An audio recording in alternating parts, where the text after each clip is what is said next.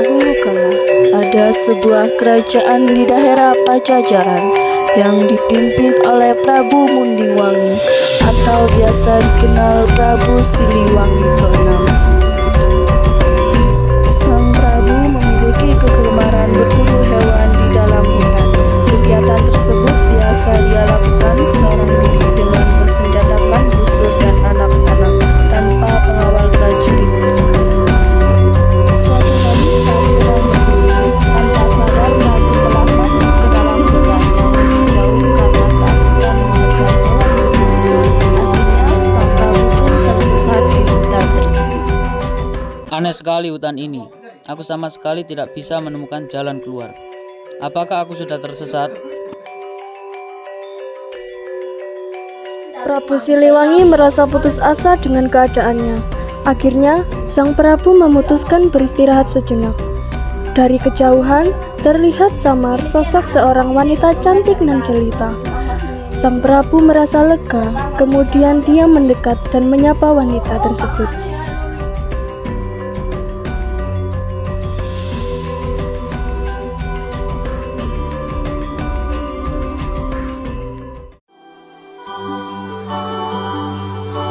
Maaf jika lancang, sepertinya saya tersesat di hutan ini. Apakah Anda bersedia membantu saya? Oh, ada seseorang yang tersesat rupanya. Bagaimana bisa Tuan masuk dan tersesat di tengah hutan seperti ini? Saya terlalu asik mengejar hewan buruan, sampai pun tidak memperhatikan arah. Baik Tuan, saya bersedia membantu, akan tetapi ada syarat yang harus Tuan penuhi. Apakah syarat itu?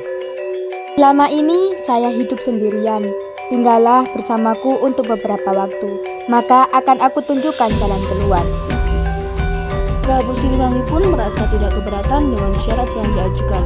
Diajaklah sang Prabu pulang ke rumah wanita tersebut.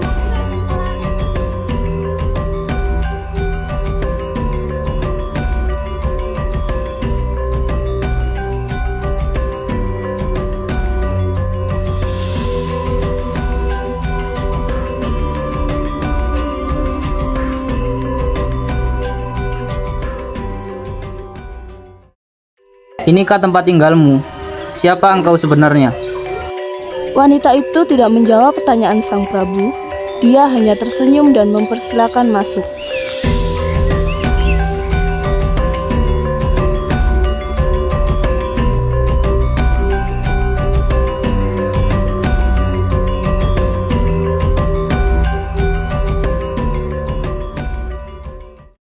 Berjalannya waktu, Prabu Siliwangi akhirnya jatuh cinta pada wanita itu dan memutuskan untuk menikahinya. Tanpa disadari, sang Prabu telah tinggal di tempat itu. Dia merasa sudah saatnya ia kembali memimpin kerajaan di Pajajaran.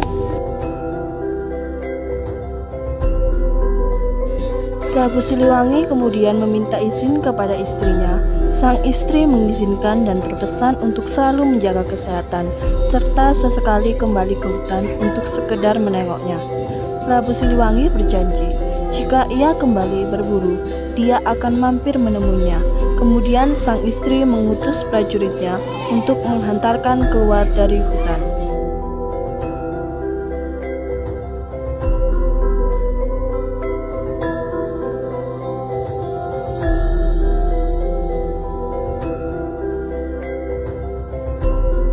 Sesampainya di kerajaan, semua orang terkejut bercampur haru menyambut kedatangan Prabu Siliwangi. Mereka mengira bahwa selama ini rajanya telah meninggal dan tidak akan pernah kembali. Wah, raja kita telah kembali.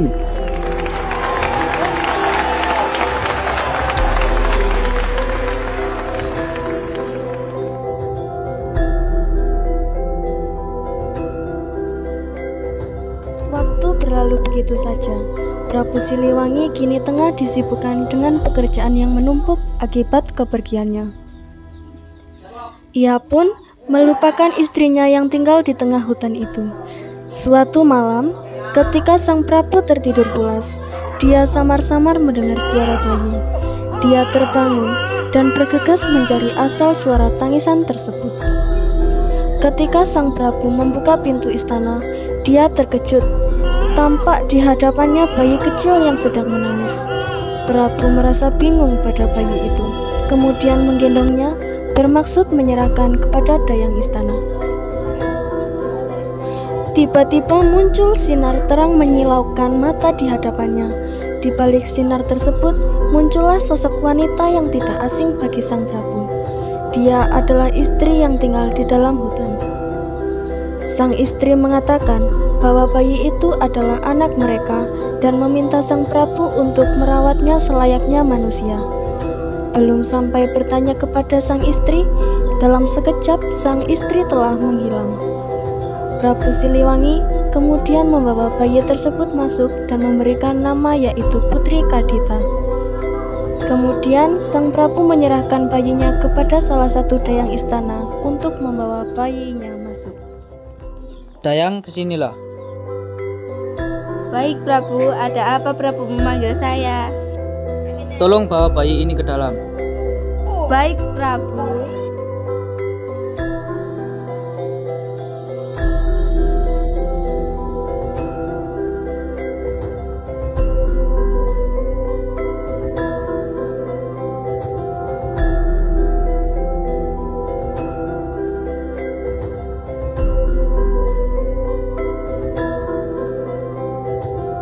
Putri Kadita kini tumbuh menjadi gadis yang cantik dan berbudi pengerti baik. Namun ada kalanya saat melihat kecantikan putrinya, Prabu Siliwangi teringat akan sosok sang istri. Sudah berkali-kali ia mencoba mencari keberadaan istrinya ke dalam hutan, namun hasilnya sia-sia. Berjalannya waktu, Prabu Siliwangi mulai mengkhawatirkan akan kerajaannya. Dia tidak memiliki anak laki-laki sebagai penerusnya kelak. Putriku, ayah ingin meminta persetujuan untuk menikah lagi, agar mendapat putra, sehingga bisa meneruskan tahta kerajaan ini. Baiklah ayahanda, jika itu kehendak ayahanda dan demi kebaikan negeri ini, tentu aku menyetujuinya.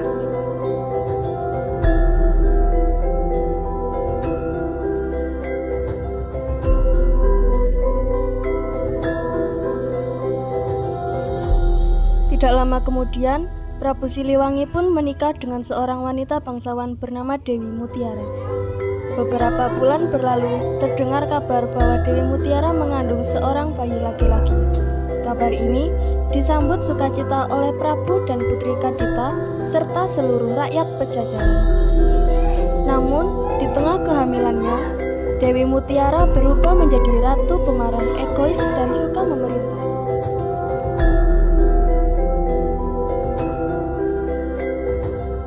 Kakanda, aku ingin setiap hari makan makanan mewah, seperti saat jamuan istana. Baiklah istriku, sabar, akan kuperintahkan juru masak istana untuk segera menyiapkannya. Pada awalnya, Prabu Siliwangi memenuhi semua permintaan istrinya. Namun, permintaan Dewi Mutiara semakin hari semakin aneh. Kakanda, demi kelancaran kehamilanku, aku ada permintaan. Aku ingin Putri Kadita pergi dari istana. Tidak, tentu saja aku tidak bisa memenuhi hal itu. Mendengar penolakan tersebut, Dewi Mutiara merasa kecewa, kesal, dan sangat marah.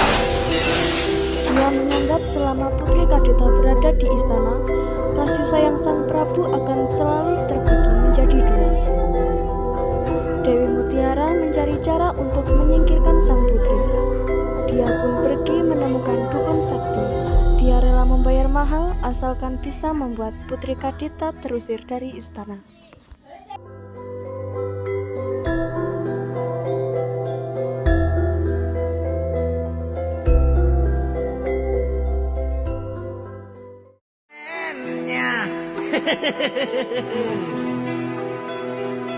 Konon katanya sakitnya karena diguna-guna. Sambil komat kami temulu tebah dukun baca mantra dengan segelas air putih lalu pasien disembur. Suatu malam, saat sang putri sedang tertidur, muncul asap tebal berbau busuk menyelimuti tubuhnya. Namun, anehnya sang Putri Kadita tidak merasakannya.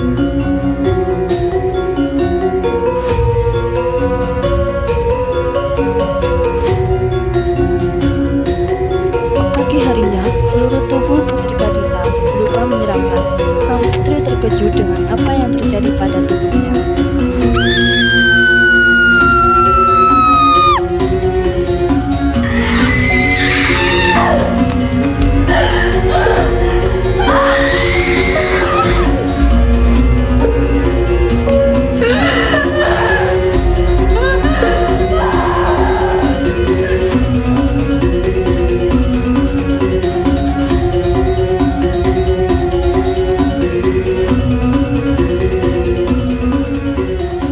Prabu Siliwangi dengan sigap memanggil tabib untuk mengobati sang putri. Seluruh tabib dari berbagai penjuru negeri telah didatangkan.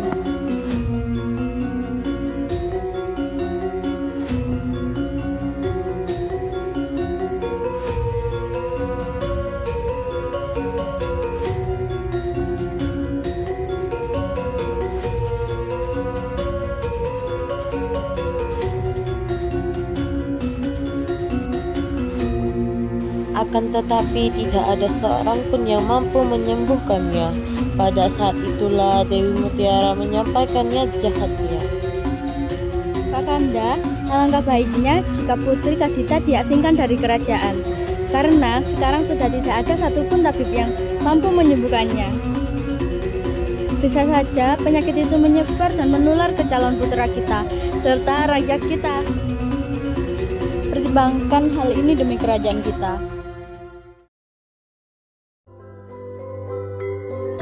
Prabu Siliwangi mulai terhasut oleh bisikan jahat Dewi Mutiara. Dengan berat hati, Prabu merelakan putrinya itu keluar dari istana. Jagalah dirimu baik-baik putriku. Maafkan ayahmu ini. Tidak sanggup melakukan apa-apa untukmu. Tidak apa-apa ayah, aku pasti akan baik-baik saja.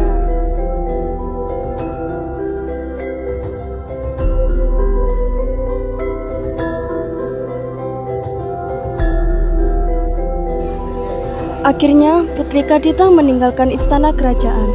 Putri pergi menuju hutan untuk bertapa dengan tujuan segera diberikan kesembuhan dari penyakit yang diderita. Di tengah bertapanya, sang putri mendapatkan pesan dari seseorang. Pergilah ke pantai selatan. Pergilah ke pantai selatan. Putri Kadita pun bingung dengan jawaban tersebut. Dia bertanya, Siapakah orang itu? Aku adalah ibumu, wahai anakku. Kelak kau akan bertemu denganku. Sekarang pergilah terlebih dahulu ke pantai selatan. Putri Kadita yakin dengan pesan yang dia terima. Dia pun segera pergi ke pantai selatan. Berhari-hari dia berjalan menuju ke pantai selatan. Panas, hujan bukan penghalang bagi sang putri agar segera sampai di tempat yang dia tuju.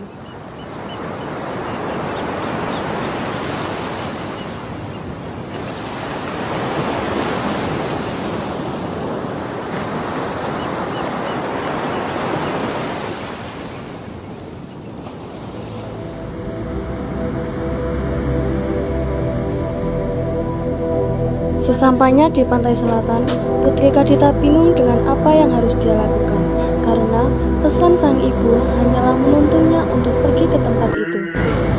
Putri Kadita hanya diam tertegun melihat deburan ombak khas laut selatan. Di tengah lamunannya, suara sang ibu terdengar kembali. Masuklah ke dalam laut dan menyatulah dengan alam sekitar.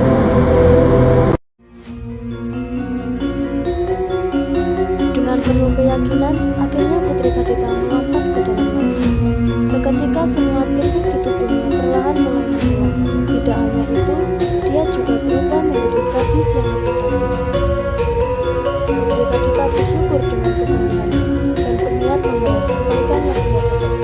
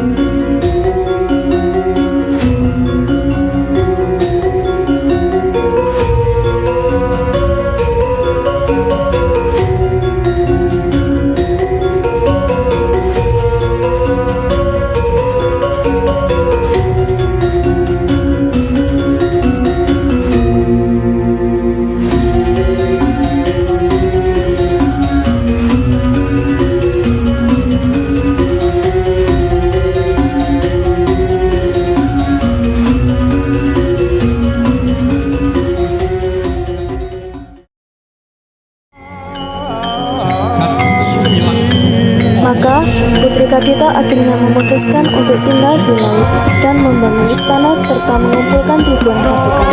Sejak saat itu, Putri Kadita dikenal sebagai Nyi Roro Kidul.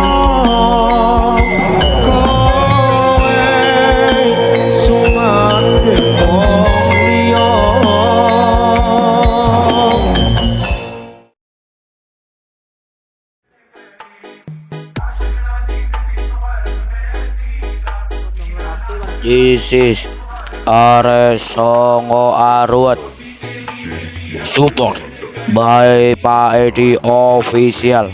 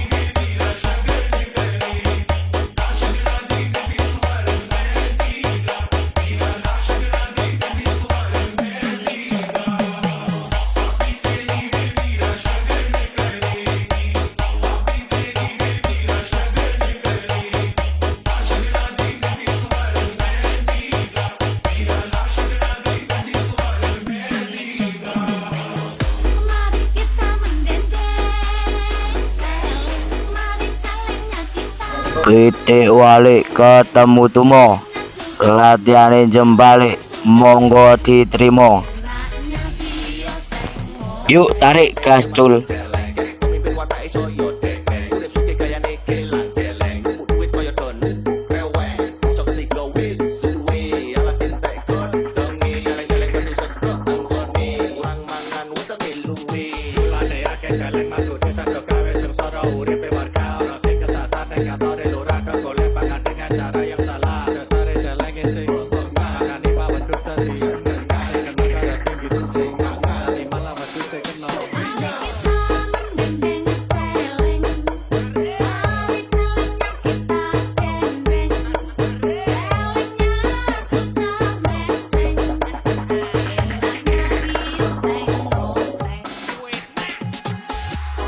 This is arek songo amumet Victory Pak Edi official support Yongki Keset.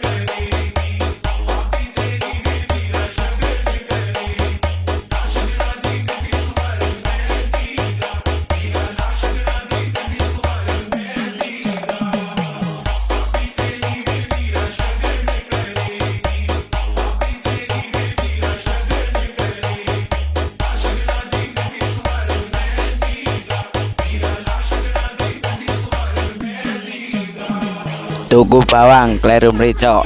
Wis kadung dianggap sayang, mau dianggap konco. Oh, kepising.